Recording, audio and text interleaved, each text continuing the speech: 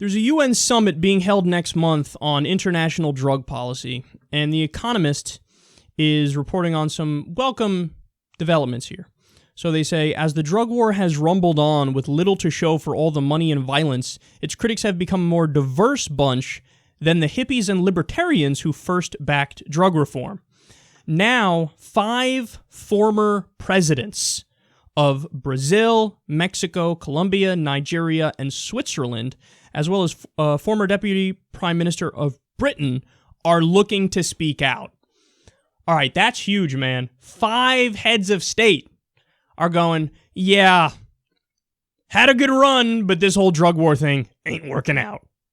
So what this shows you is it's part of the snowball effect. It always starts with something little. Just a little thing here or there. And then eventually, oh, there's a little crack in the foundation. Oh, look, the crack's getting bigger. And then you look in the U.S., for example, we got Colorado, we got Washington State, we got Alaska, the ball's rolling. We got over 20 states, I believe, that have medical marijuana, which in many cases, keep it real, is just a guise for people actually to use recreational weed. But again, I support that. Go ahead, I'm in favor of recreational weed. But bottom line is, the ball started rolling, and now you can't stop it.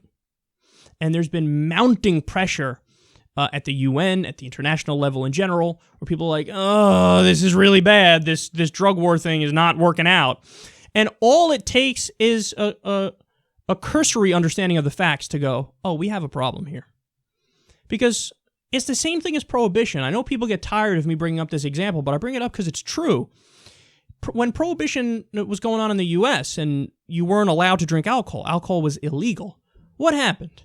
Alcohol didn't just go away. It was still there. You just pushed it underground to the black market. And when it's on the black market, who had a monopoly on the product, alcohol, and got incredibly, incredibly wealthy off of it? The mafia. So it was prohibition, which was largely pushed for by the KKK, by the way, which led to the rise of the mafia and made the mafia the powerhouse that it became. And then what happens when you end prohibition? Well, over time, that mafia, not very powerful anymore. They had to move into different markets and try different things, and they didn't have that same cash flow. It's the same fucking thing for drug cartels, man. If you were to legalize, tax, and regulate drugs, you can have some growing operations in the U.S., you can have it, contained here. The Mexican drug lords are going to lose all their money. Many of the cartels would go out of business. So if you want to stop the drug cartels and the associated violence, well, you legalize, you tax, and you regulate. And furthermore, we spent $1 trillion, over $1 trillion on the drug war. Today, kids are more likely to try drugs than they were back then. So the same amount of drug use, even more drug use, and you took $1 trillion and flushed it down the toilet. What are you doing? Never mind, thousands of people have died because it's a literal drug war. So the answer is so obvious. At the very least, you decriminalize, but you should legalize, tax, and regulate. And then when people have problems with drugs, because they will, right? About 20% of all drug users have a problem. 80% are usually moderate users, no matter what the drug is. Well, then you get those people help.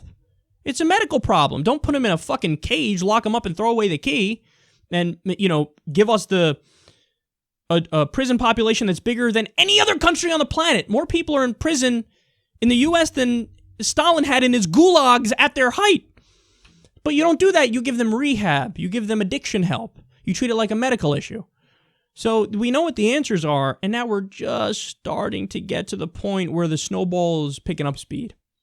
So we'll see, man. But what's so frustrating is that all of us know what the right answer is. It's clear what the right answer is. But there's this big machine, this system that we're in, this global system, and it's like everything goes so fucking slowly, and you got to drag the idiots to agree with you and say, hey, here are the facts, and they don't care about facts because they're ideologues.